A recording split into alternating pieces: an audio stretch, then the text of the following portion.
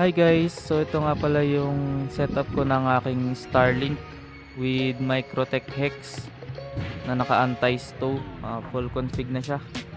Tapos meron ako ditong centralized power supply na 48 volts para mapagana niya yung ating PUA injector na meron ng RJ45 LAN port. Bali, hindi na tayo gagamit ng Starlink router at adapter. Yan, naka-direct siya sa aking apps. Nilagyan ko lang siya ng exhaust na 12 volts fan para pag masyado nang mainit yung aking apps, mabawasan niya yung init dahil sa exhaust fan. Ayan, so kinonvert ko rin yung battery ng apps